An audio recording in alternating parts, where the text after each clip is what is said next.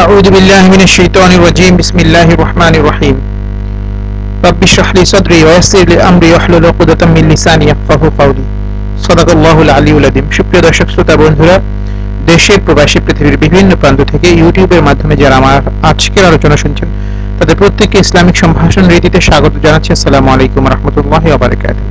বন্ধুরা, প্রতিনিয়ত স্বাস্থ্য এবং পুষ্টি সংক্রান্ত বিভিন্ন তথ্যপত্র নিয়ে আমি আপনাদের সামনে উপস্থিত হই। তারই ধারাবাহিকতায় আজকে আলোচনা করব যেসব খাবারের অভাবে আমাদের মাথা ব্যথা হয়।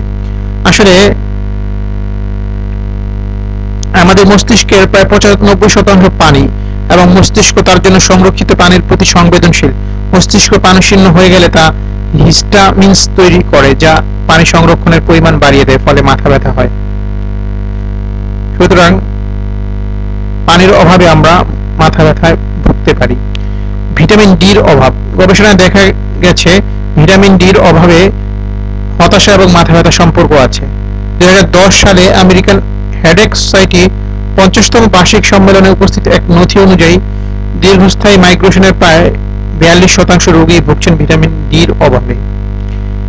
একবেলা না খেয়ে থাকা, উপোস থাকা বা কোনো একবেলা খাবার না খাওয়া মাথা ব্যথার একটি নিশ্চিত কারণ।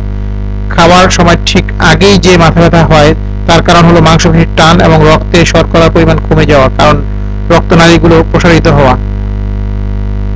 সকালে ঘুম থেকে ওঠার পর মাথা ব্যথা হলে রাতে ঘুমানোর আগে যে কোনো একটি ফল খেতে পারেন। পাশাপাশি দ্রুত রক্তচাপ বাড়িয়ে দেয় এবং আবার দ্রুত রক্তচাপ কমিয়ে দেয় এই ধরনের খাবার, যেমন উচ্চ মাত্রায় গ্লাইসেমিক ইন্ডেক্স, পরিশোধিত, প্রক্রিয়াজাত এবং চিনিযুক্ত খাবার যতটা সম্ভব পরিহার করা উচিত।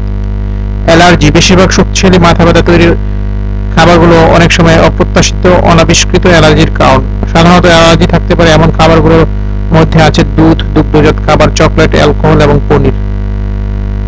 খাবার কিছু অ্যাসিডিটি বা আলাদা উপাদান যোগ করা এবং প্রিজারভেটিভ মাথা ব্যথার কারণ। হিমায়িত খাবার, পটেটো চিপস, সস, ক্যান শুকনো স্যুপ, সালাদের ড্রেসিং, মেয়োনিজ এবং চীনা কুজিনের থাকা এমএসজি বা মনোসোডিয়াম গ্লুটামেট বা টেস্টিং সল্ট এবং সালামি, বেকন, হ্যাম, সসেস, কিছু চকলেট এবং পুরনো পনিরে প্রিজারভেটিভ হিসেবে ব্যবহৃত নাইট্রেট মাথা ব্যথার কারণ। প্রকৃতভাবে সৃষ্ট হিস্টামিনও কারণ হতে পারে।